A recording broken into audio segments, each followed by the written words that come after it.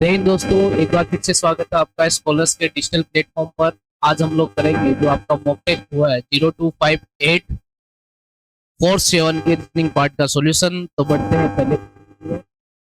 पहला प्रश्न आपका क्या कहता है, देखिए। पहला प्रश्न आपका एम्बेडेड फिगर से लिया गया है कि दी गई आकृति आपको कौन से ऑप्शन से मिलेगी। तो आप कहोगे कि सर एक आसान सा प्रश्न आपने पहला पूछा है और अब तक शायद आपका आंसर भी आ गया होगा। अगर देखा जाए तो इस क्वेश्चन का आसान सा एक आंसर है कि अगर आप इस आकृति को लेना चाहोगे तो अगर ऑप्शन सी में चलोगे तो आपको ये आराम से दिखाई देगा। ठीक है, तो पहले क्वेश्चन का आंसर क्या हो गया, सी। नेक्स्ट क्वेश्चन नंबर अपन सेकंड की ओर मूव करेंगे। क्वेश्चन नंबर सेकंड है कि आपको ओड वन आउट बताना है। अब ओड वन आउट का एक तरीका है कि आपको तीन में सिमिलरिटी बतानी है। तो तीन में सिमिलरिटी अगर देखें तो जैसे बड़ी नाव यानी फेरी, नौका, जहाज, तीनों पानी के ऊपर चलती है जबकि पनडुब्बी पानी के अंदर रहती है। ठीक है, तो इस हिसाब से जो पनडुब्बी है इन बाकी तीन से अलग हो गई। नेक्स्ट क्वेश्चन नंबर अपन बात करेंगे तीन की। तो इसने कहा है कि कौन सी दो संख्याओं को बदलने पर ये जो इक्वेशन है वो बैलेंस हो जाएगी। ठीक है, तो अगर आप देखोगे 18 और 45, देखो 18 यहाँ पर डिवाइड होने वाली संख्या जो है वो 2 से डिवाइड हो जाएगी और 45 भी 5 से डिवाइड हो जाएगी। तो अब ये ऐसी संभावना बनती है कि 18 और 45 को मत बदलो। ठीक है, अगर डिवाइड पूरा नहीं होता तो अपन पहले उस चीज को बदलते। तो ऑप्शन ए को पहले सिलेक्ट नहीं करेंगे, पहले ऑप्शन बी को सिलेक्ट करते हैं, 7 और 4 को बदल देते हैं।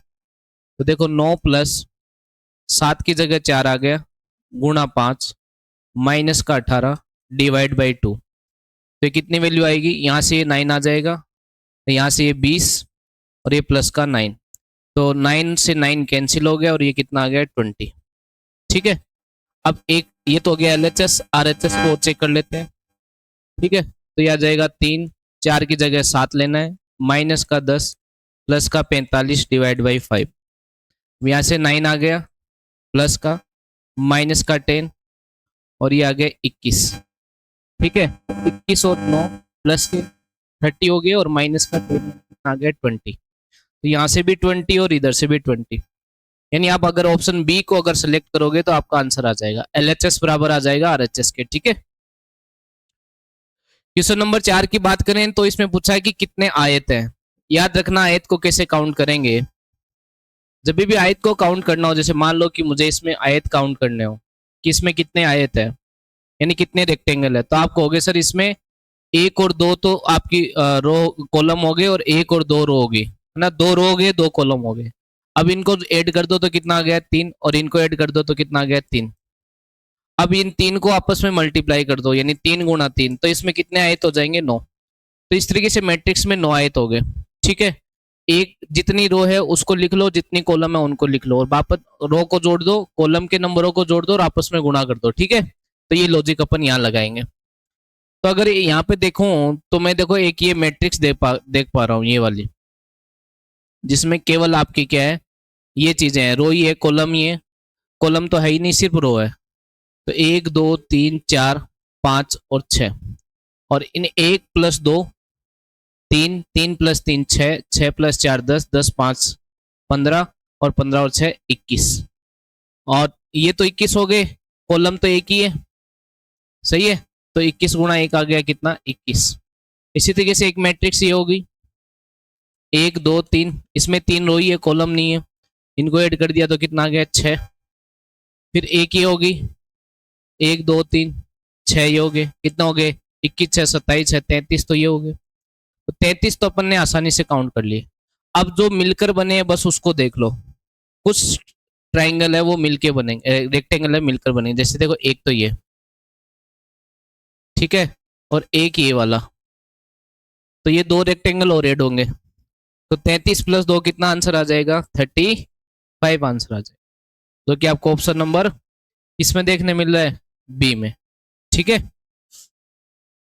नेक्स्ट क्वेश्चन नंबर 5 की बात करें तो आपको डाइस की 2 स्थितियां दी गई है और इन दोनों में अगर देखा जाए तो कितनी चीजें कॉमन है। तो आप कहोगे सर 3 3 5 और 5। पहले यही देखते हैं कितनी चीजें कॉमन है। अब यहाँ पे दो चीजें कॉमन है, तो एक रूल लगता है कि जब एक डाइस की दो स्थितियां दिखाई गई और दो चीजें कॉमन आ जाए, तो ये कह सकते हैं कि जो बाकी चीज बची वो एक दूसरे के अपोजिट यानी विपरीत होती है, यानी 6 और 1 एक दूसरे के अपोजिट हो जाएंगे। आपको 6 के पीछे पूछा है तो 6 के पीछे क्या हो जाएगा, 1। क्लियर होगी बात। क्वेश्चन नंबर 6 की बात करें तो आपको नॉन वर्बल सीरीज दी है, और इसमें अगर सिर्फ आप प्लस पे कॉन्सेंट्रेट करोगे, यानी इस केवल इसे एक चीज पे करो, तो पहले ये यहाँ था, फिर ये यहाँ चला गया, फिर ये यहाँ पर आ गया, तो अब नेक्स्ट में कहाँ आएगा, नेक्स्ट में ही आएगा। एंटी क्लॉकवाइज टर्न ले रहा है, ठीक है, तो प्लस यहाँ आएगा, इस ऑप्शन में है, इसमें नहीं है, इसमें नहीं है, इसमें नहीं है, बस आंसर हो गया। आपको बाकी चीज देखने की जरूरत ही नहीं पड़ी। कई बार एक एलिमेंट से आपके बाकी ऑप्शन एलिमिनेट हो जाते हैं। जब भी डायग्राम का क्वेश्चन आए तो ऑप्शन एलिमिनेशन पे ध्यान रखा करो, ठीक है। क्वेश्चन नंबर 7 की बात करें तो ये कोडिंग डिकोडिंग का प्रश्न है, और यहां पर अगर मैं कोडिंग डिकोडिंग को समझूं तो पहले मैं इनके क्रमांक लिखूंगा। जैसे W का क्रमांक 23 होता है, A का 1, R का 18, D का 4, R का 18, O का 15, B का 2, E का 5। फिर इसके क्रमांक लिखेंगे तो Y का 25, X का 24, V का 22, फिर Y का 25, और उसके बाद X का 24, H का 8, J का 10, और फिर लास्ट में V का 22। अब अगर लॉजिक को समझने की कोशिश करें तो ये देखो +2 दिखाई दे रहा है, ये -3 है, क्योंकि 1 गया, फिर 26 गया, फिर 25 गया, तो क्या जाएगा 24, यानी -3। फिर ये देखो +4, फिर ये -5, फिर ये +6, फिर ये -7, फिर +8, फिर -9। यानी आपके नंबर तो बढ़ रहे हैं 2 3 4 5, और जो साइन है वो अल्टरनेट चेंज हो रहे हैं, प्लस माइनस। लॉजिक समझ में आ गया। अब डायरेक्ट जो आपको पूछा उसके ऊपर आ जाते हैं। आपको पूछा है एक्यूरेट के बारे में, तो ए का क्रमांक 1, सी का 3, सी का 3, तो सबसे पहले आएगा +2 यानी 3 पे क्या आता है सी, और यहाँ पे आएगा फिर -3, तो 3 - 3 0, 0 का मतलब क्या आ गया जेड, दूसरा लेटर आएगा जेड। फिर आएगा +4, तो 3 + 4 7, 7 पे क्या आता है जी, तो सी जेड जेड, ये 3 चीजें आएगी, बाकी आगे चलता जाएगा। लेकिन ऑप्शन एलिमिनेशन पे आएंगे अपन, तो अपन आसानी से कह पाएंगे कि देखो सी जेड जी यहाँ आ रहा है, यहाँ पे नहीं आ रहा, ऑप्शन एलिमिनेट, यहाँ पे नहीं आ रहा, ऑप्शन एलिमिनेट, यहाँ पे नहीं आ रहा, ऑप्शन एलिमिनेट। यानी 3 चीजों को चेक करके ही अपन ने 3 ऑप्शन एलिमिनेट कर दिए। अब ज्यादा चेक करने की जरूरत नहीं है, लॉजिक में समझा चुका हूँ। +2 -3 +4 -5 +7, ठीक है, तो इसका आंसर क्या हो जाएगा आपका ए। क्वेश्चन नंबर 8 की बात करें तो डिक्शनरी के अकॉर्डिंग आपको इन चीजों को अरेंज करना है, तो आसानी से आप अरेंज कर पाओगे। पहली बात तो RIG और IG से आप कहीं पे भी इसको अरेंज नहीं कर पाओगे, क्योंकि ये 3 लेटर सब में सेम है। आगे के लेटर के क्रमांक लिख लो, जैसे H का 8 होता है, और T का 20 होता है, और L का 12 होता है। 3 क्रमांक और लिख लो, H का 8 होता है, T का 20 होता है, E का 5 होता है। यहाँ पे H का 8, T का 20 और S का 19, ठीक है। और यहाँ पे बात करें तो I का 9, D का 4 और L का 12, यहाँ पे O का 15, U का 21 और R का 18। अब आपको पता है कि RIG तक तो कुछ भी अरेंज नहीं हो पाएगा। अब आगे देखा जाए तो देखो ये 8 है, ये 8 है, ये 8 है, यहाँ पे ये 9 है और ये 15 है, तो लास्ट में तो 4 नंबर आएगा, ये क्लियर हो गया, क्योंकि 15 सबसे लास्ट में आता है, तो लास्ट में क्या आएगा 4। अब 4 लास्ट में, एक तो इस ऑप्शन में और एक इस ऑप्शन में, बाकी चीजें क्या हो गई एलिमिनेट। अब आपको पता है 15 के बाद पहले 9 आएगा, यानी 4 से पहले क्या आएगा 2 आएगा, तो 4 से पहले 2 यहाँ पर भी है और 4 से पहले 2 यहाँ पर भी है, ठीक है। मैं उल्टा चल रहा हूँ, ये सबसे लास्ट में 4 आएगा फिर 2 आएगा, तो ये 2 का तो काम हो गया। अब यहाँ पे आओ, अब यहाँ पे देखो 8 20 8 20 8 20, यहाँ तक तो कॉमन है, तो यहाँ से तो चीजें आएगी नहीं। आगे ये 12 है, ये 5 है, ये 19 है, तो सबसे लास्ट में क्या आएगा 19 वाला, तो अब ये आएगा 5, और फिर क्या आएगा 12 वाला यानी 1, और सबसे पहले क्या आ जाएगा 5 वाला यानी 3, तो 3 1 5 2 4, 3 1 5 2 4 आपको ऑप्शन नंबर 1 में दिखाई दे रहा है, ठीक है। नेक्स्ट क्वेश्चन नंबर 9 की ओर मूव करते हैं। तो एक सीरीज, एक आसान सी सीरीज आपको देखने मिल रही है। अगर सीरीज में आप डिफरेंस देखोगे तो देखो ये 4 का डिफरेंस, ये आपका डिफरेंस 9 का है, ये डिफरेंस 16 का है। तो 4 क्या होता है, 2 का स्क्वायर, 3 का स्क्वायर, 4 का स्क्वायर। अब ये देखो 25 का डिफरेंस 5 का स्क्वायर, तो आगे 36 यानी 6 का स्क्वायर आ जाएगा। और अगर आप ऐड करोगे तो 107 आपका आंसर आ जाएगा, यानी ऑप्शन नंबर बी। ठीक है। क्वेश्चन नंबर 10 की बात करें तो आपको वही ओड वन आउट बताना है, यानी विषम छांटो। विषम छांटने में 3 में सिमिलरिटी बनाएंगे। तो देखो सीधा सीधा दिख रहा है आपको, मुझे याद होनी चाहिए। बी का उल्टा वाई, जी का उल्टा टी, डी का उल्टा डब्ल्यू, आई का उल्टा आर, एन का उल्टा एम, एस का उल्टा एच। यही आंसर हो गया, क्योंकि एफ का उल्टा यू होता है। समझ गए? यानी पहले लेटर का उल्टा दूसरा लेटर और तीसरे लेटर का उल्टा चौथा लेटर। समझ गए बात? क्वेश्चन नंबर 11 की बात करें तो एनालॉगी सादृश्यता का एक प्रश्न है, जहां पे आपको बोला गया है कि जो रिलेशन क्लॉक और टाइम का है वैसा ही रिलेशन दिए गए ऑप्शन में से किसका है। तो देखो टाइम देखने के लिए किसका यूज होता है? आप बोलोगे सर टाइम देखने के लिए क्लॉक का यूज होता है। ठीक है। तो करंट मापने के लिए किसका यूज होता है? अमीटर का यूज होता है। करंट किससे मापा जाता है? अमीटर से मापा जाता है। विंड किससे मापा जाता है? विंड आपका टेजोमीटर से नहीं मापा जाता। इससे क्या मापा जाता है? इससे मापा जाता है स्ट्रेन। स्ट्रेन को हिंदी में क्या कहते हैं? तनाव। तनाव क्या होता है? तनाव तीन तरह के होते हैं। लंबाई में किसी चीज को खींचने पर या तो उसकी लंबाई चेंज होती है या चौड़ाई होती है, ठीक है, या उसके वॉल्यूम में चेंज होता है। तो ये सब चीजें क्या होती है? ये तनाव कहलाती है। और इस तनाव, कितना तनाव है किसी खींची हुई चीज में, कितना तनाव है, उसको मापने के लिए टेजोमीटर का यूज किया जाता है। विंड को मापने के लिए किसका यूज किया जाता है? इसके लिए आपको कमेंट करना है। ठीक है, डन। बाकी देखो ये एनियोमीटर स्ट्रेंस नहीं, ये तो आपका गलत ही दिया। स्ट्रेन का यूज तो ये मापने के लिए किया जाता है। और स्केल और बैलेंस इसका भी नहीं, स्केल माप दूरी के लिए अपन काम में लेते हैं। ठीक है, तो इसका आंसर क्या हो जाएगा? ए। करंट को मापने के लिए एमीटर का यूज होता है। डन। क्वेश्चन नंबर 12 की बात करें तो आपका एक साइलो का प्रश्न है। साइलो के प्रश्न, अच्छा उसका आंसर जरूर देना कि विंड यानी हवा को मापने के लिए किस चीज का यूज होता है। ठीक है, कमेंट जरूर करना। नेक्स्ट अगर अपन बात करें तो साइलो का प्रश्न है, और आपको पता है स्टेटमेंट से अपन डायग्राम बनाएंगे कि सम एनिमल्स आर एलिफेंट तो सम एनिमल्स आर एलिफेंट, और सम एलिफेंट्स आर टाइगर तो सम एलिफेंट्स आर टाइगर। ये डायग्राम बन गया। अब देखो पहला कंक्लूजन क्या कहता है? कुछ जानवर हाथी है। क्या कुछ जानवर हाथी है? आप कहोगे सर बिल्कुल दिखाई दे रहा है, बिल्कुल दिखाई दे रहा है, और आप इसको सही कर दोगे। लेकिन बात एक ध्यान से सुने कि साइलो में अगर कभी भी स्टेटमेंट को ऐसा का ऐसा किस में लिख दिया जाए? कंक्लूजन यानी रिजल्ट में लिख दिया जाए। जब भी कथन को निष्कर्ष में ऐसा का ऐसा कॉपी पेस्ट कर दिया जाए तो कभी सही नहीं माना जाएगा। ठीक है, इस रूल की वजह से ये चीज क्या होगी? गलत होगी। अदरवाइज डायग्राम तो दिखा रहा है कि कुछ एनिमल्स जो है वो एलिफेंट है। याद रखना साइलो का रूल है कि स्टेटमेंट कॉपी पेस्ट नहीं हो सकता कंक्लूजन में, इसलिए गलत हो गया। ठीक है, दूसरा क्या कह रहा है? No tiger is animal. एक रूल और ध्यान रखो, मैं आपको बता रहा हूं कि अगर स्टेटमेंट में कहीं पे भी नोट नहीं आया, नोट मतलब नहीं नहीं आया, पॉजिटिव है दोनों चीजें, तो कंक्लूजन रियल में कभी नेगेटिव हो ही नहीं सकता। अब यहाँ पे आपको डायग्राम में दिख रहा होगा, देखो ये एनिमल और ये टाइगर कोई रिलेशन नहीं है।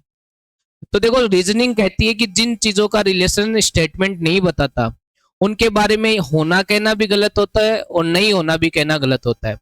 एनिमल टाइगर है ये कहना भी गलत है, और एनिमल टाइगर नहीं है ये कहना भी गलत है, क्योंकि जिन चीजों के बारे में आप नहीं जानते उनके बारे में कुछ भी कहना गलत माना जाता है। ठीक है, और दूसरा एक ये भी बता दिया कि अगर स्टेटमेंट पॉजिटिव है तो कंक्लूजन कभी नेगेटिव नहीं हो सकता रियल में। हाँ, यहाँ पे ऐसा लिखा होता no tiger is an animal possibility.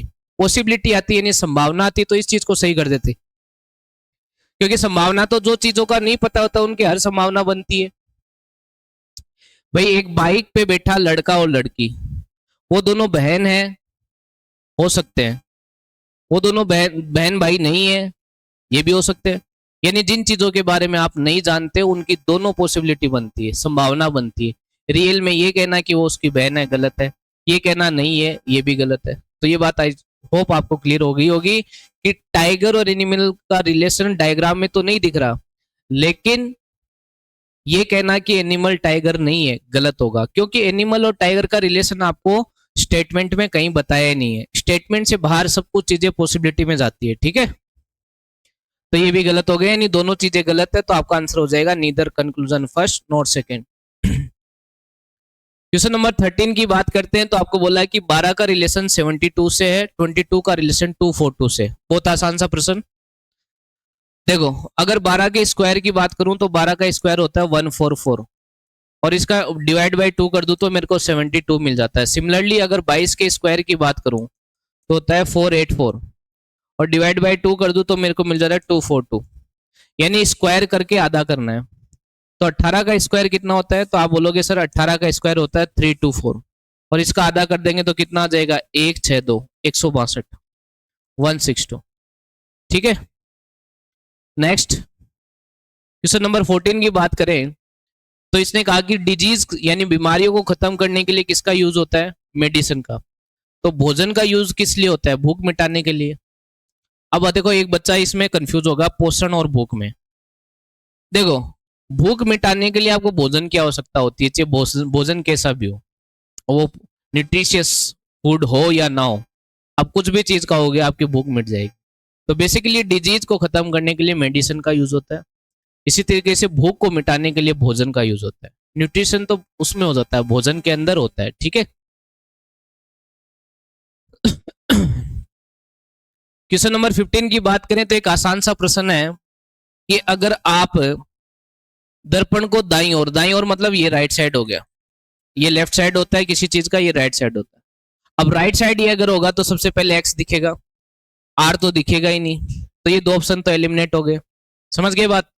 और यहां पर देखो आप, ये ठीक है, ये दोनों एक जैसे हैं, ये दोनों एक जैसे हैं। यहां पर देखो, क्या 9 का जो है, ये भी एक जैसे है, ये भी एक जैसे है, ये भी एक जैसे है, और ये भी एक जैसे है, ये भी एक जैसे है। इन दोनों में फर्क कहाँ है, इन दोनों में अगर फर्क देखें ऑप्शन के अंदर, तो हाँ सीक्वेंस का है, सीक्वेंस का। देखो एक्स का आएगा, ठीक है, ओ का आएगा, ठीक है, एल का आएगा, फिर 9 का आएगा, फिर के का आएगा, ठीक है, फिर पी का आएगा, पी का आया, फिर 2 का आएगा, फिर 2 का आया, फिर टी का आएगा, फिर एस का आएगा, और फिर आर का आएगा। क्या दोनों ऑप्शन सेम है क्या, सिमिलर है क्या, कुछ डिफरेंस दिख रहा है क्या, एक्स एक्स, ओ ओ, एल एल, ये भी सेम है। के को अगर बात करूं तो के भी सेम है, क्यू भी सेम है, टू भी सेम है, टी भी सेम है, एस भी सेम है, आर भी सेम है। अब ये दोनों ऑप्शन करेक्ट है, ठीक है ना। इस क्वेश्चन के अंदर दोनों ऑप्शन करेक्ट है, क्योंकि दोनों ऑप्शन सिमिलर दे दिया आपके, देख लेना है ना, दोनों करेक्ट है इस क्वेश्चन के हिसाब से। क्वेश्चन नंबर 16 की बात करें तो आपको एक सीरीज दी है, एक अच्छी सीरीज है। अगर आप ये देखोगे इसमें टोटल लेटर कितने हैं, तो आप बोलोगे 1 2 3 4 5 6 7 8 9 10 11 12 13 14 15 16 17 18 19 और 20।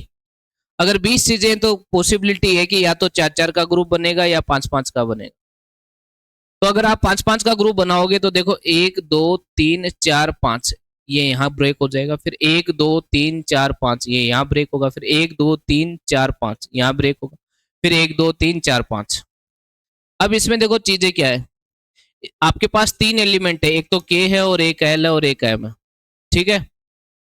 अब देखो के डबल आ गया, एल सिंगल आया, फिर एम डबल आ गया। अब एल डबल आएगा, एम सिंगल आएगा और के डबल आएगा, फिर एम डबल आ गया, के सिंगल आ गया तो एल डबल आएगा, फिर दोबारा वही रिपीट हो जाएगा। ये देखो यहाँ पे के, एक एल और 2 एम, यानी आपको होता है के का क्रमांक 11 होता है, इसका 12 होता है और इसका 13 होता है। तो ये क्या कर रहा है कि 11 11 12 13 13, एक ग्रुप तो ये बना रहा है। फिर क्या ग्रुप बना रहा है, इस 12 को आगे लिया है 12, ठीक है, 12 12 11, सॉरी 2 बार लेगा ना, 11 11 11 11 12 13 13। अब 12 12 11 या 13, 13, ठीक है, और इसको पीछे ले जाएगा, ठीक है। अब क्या होगा, 13 को आगे ले आएगा, 13 13 11 12 12, इस तरीके से चल रहा है, ठीक है। पहला लेटर 2 बार, फिर सिंगल, फिर 2 बार, और वो भी क्या कर रहा है, पहले 11 12 13, फिर 12 13 11, ठीक है, चीजों को बदल रहा है। तो अब इसके अकॉर्डिंग अगर आंसर करना चाहेंगे तो आंसर क्या हो गया, KL KLM। कौन से ऑप्शन में, ऑप्शन नंबर बी में। अच्छी सीरीज है, कॉपी में नोट डाउन जरूर करें। क्वेश्चन नंबर 17 की बात करें तो एक आसान सा मिसिंग नंबर है आपके सामने।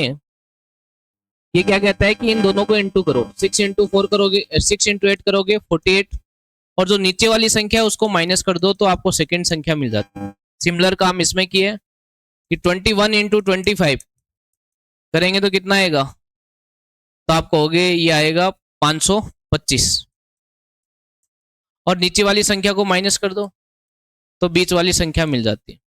तो सेम काम यहाँ पे होगा, 14 इंटू 7 कितना आ गया 98, और -7 करेंगे तो कितना आ जाएगा 91।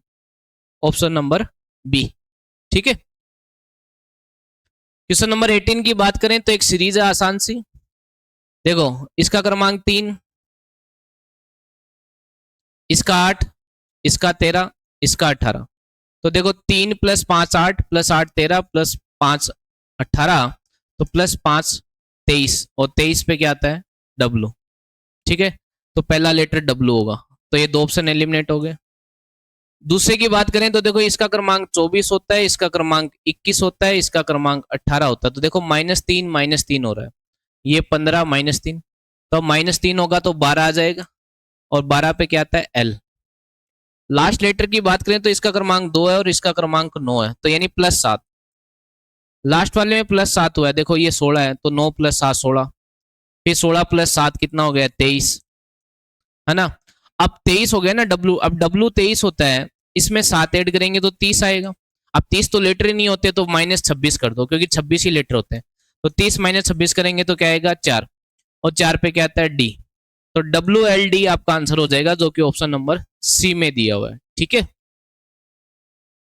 क्वेश्चन नंबर 19 की बात करें तो बहुत आसान सा प्रश्न, कि जो रिलेशन 269 278 और 296 का है, वैसा रिलेशन किस में है। तो अगर देखो ये यहाँ पे प्लस कितना है 9, और यहाँ पे प्लस कितना है 18, तो +9 और +18, तो ये देखो +9 और ये +18, ऑप्शन नंबर सी में आपको दिखाई दे रहा है, ठीक है।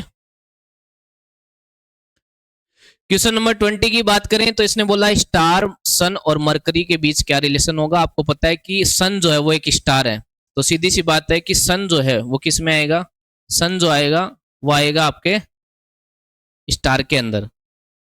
सन किस में आएगा, सन आएगा आपका स्टार में।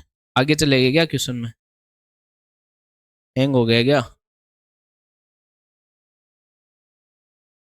हाँ ये देखो, आपको पता है कि सन आएगा स्टार में, और ये मरकरी अलग हो जाएगा। ऐसा कौन सा ऑप्शन में दिख रहा है, क्योंकि ये ग्रह में आता है, ये स्टार में नहीं आता है, ठीक है। नेक्स्ट क्वेश्चन नंबर 21 की बात करें तो कोडिंग डिकोडिंग का प्रश्न है, और कोडिंग डिकोडिंग में इसने कहा है कि हार्वेस्ट को ये कोड किया गया है, ठीक है।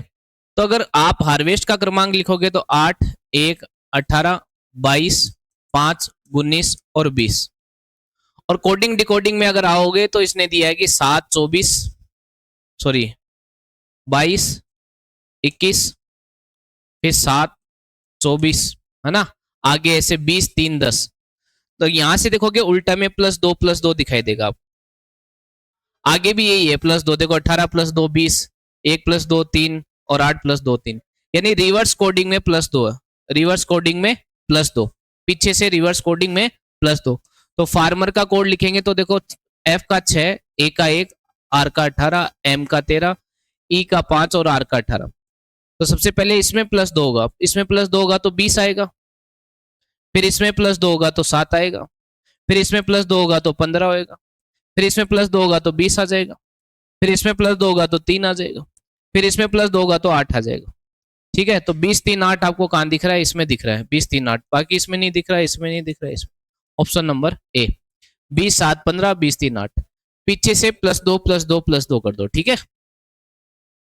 क्वेश्चन नंबर 22 की बात करें तो इसने एक आसान सा प्रश्न दिया है कि यदि प्लस और माइनस को बदल दो और 6 और 7 को आपस में बदल दो तो कौन सी इक्वेशन करेक्ट होगी। तो देखो, जैसे 6 और 7 को आपस में बदलना है तो 7 ये हो जाएगा 76 और माइनस का 67 प्लस का 43। ठीक है, तो अब इनको ऐड करो, ये ऐड हो जाएंगे और ये माइनस हो जाएगा। ये बोला ना इसने। अच्छा, प्लस माइनस को भी बदलना है, प्लस माइनस को भी बदलना है। ये होगा प्लस, बार दोबारा ही लिख देता हूं मैं, क्या है 76 प्लस 67 और माइनस का 43। तो आप इन दोनों को ऐड करोगे तो 7 से 13 का 3, 1 7 और 7 14 और इसमें से 43 माइनस कर दो, क्या 100 मिल रहा है। अब बोल के बिल्कुल मिल रहा है। तो पहला ही करेक्ट हो जाएगा जब 6 और 7 को आपस में बदलेंगे और प्लस और माइनस को आपस में बदलेंगे, करेक्ट। ठीक है, नेक्स्ट क्वेश्चन नंबर 23 की बात करते हैं। तो एक आसान सा पेपर कटिंग और फोल्डिंग का क्वेश्चन है। तो अगर आपको इस सबसे लास्ट में ये फोल्ड हुआ तो ये अनफोल्ड करना है, ये अनफोल्ड करना है तो आपको पता है ये ट्राइंगल ऐसे उल्टा बन जाएगा और ये सर्किल ऊपर आ जाएगा।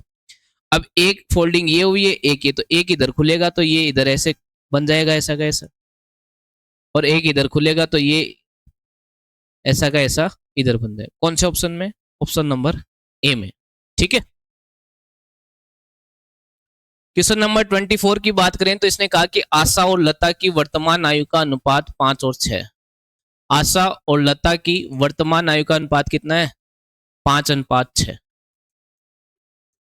और उनकी वर्तमान आयु का अंतर 6 साल। अपने अनुसार अंतर कितना है? 1। तो 1 इकाई किसके बराबर है? 1 यूनिट बराबर है 6 के।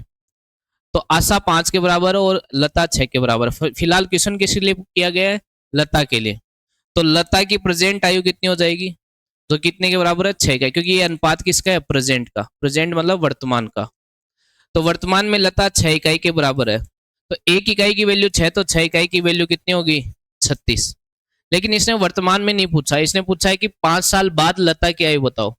तो अगर लता आज के दिन 36 की है तो 5 साल बाद कितने की हो जाएगी? 41 की हो जाएगी। यानी आंसर नंबर सी। ठीक है, आज का लास्ट अंतिम प्रश्न 24 ब्लड रिलेशन का क्वेश्चन है। पुरुष के लिए प्लस यूज करूंगा और महिला के लिए माइनस। अमित सोनिया का भाई है। अमित किसका भाई है? सोनिया का। तो अमित भाई है किसका? भाई है तो बराबर में किसका? सोनिया का। ठीक है, ज्योति निकिता की बहन है। अब देखो, ज्योति निकिता को बाद में ऐड करेंगे क्योंकि अभी अपने पास अमित और सोनिया है। सोनिया सतीश के पिता की बेटी है। सोनिया सतीश के पिता की बेटी कैसे होगी? अगर सतीश इसका भाई होगा, ठीक है, और इसका एक पिता होगा, तो सतीश के पिता की बेटी कौन होगी? सोनिया होगी। क्लियर हुई बात? अब देखो आगे, निकिता कबिंदर की बेटी है। निकिता किसकी बेटी है? कबिंदर की। सोनिया सतीश के पिता की बेटी है, निकिता कबिंदर की बेटी है। इस लाइन को भी मेरे को छोड़ना पड़ेगा। ज्योति अमित की माँ है। ज्योति किसकी माँ है? अमित की। तो ये ज्योति होगी माँ। अब ये देखो, ये तीनों भाई बहन है, तो सीधी सी बात है ये इनके पिता है, तो ये दोनों हस्बैंड वाइफ हो गए ना, ये हस्बैंड वाइफ हो गए। अब इसने आगे क्या कहा? मुकेश निकिता की इकलौती बहन है। मुकेश जो है वो निकिता की इकलौती बहन का पति है। अब देखो, निकिता कौन है? निकिता ज्योति निकिता की बहन है। ज्योति किसकी बहन है? निकिता की। ज्योति जो है वो निकिता की बहन है। ये लो, आगे निकिता, ये लाइन कंप्लीट होगी। ज्योति निकिता की बहन है। सोनिया सतीश के पिता की बेटी है, ये भी कंप्लीट होगी। निकिता कबिंदर की बेटी है। निकिता किसकी बेटी है? कबिंदर की। तो ये कबिंदर की बेटी होगी। ठीक है, ज्योति अमित की माँ है। ठीक है, मुकेश निकिता की इकलौती बहन। मुकेश निकिता की इकलौती बहन कौन है?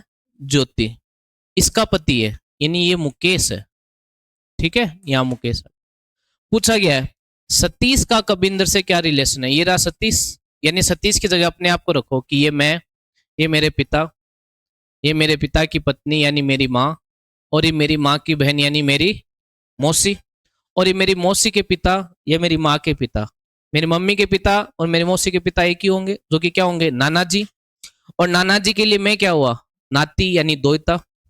तो इसका आंसर क्या हो जाएगा, दोहिता। क्लियर होगी बात। ये था आज का सॉल्यूशन। आई होप आपको समझ में आया होगा। जय हिंद, जय भारत।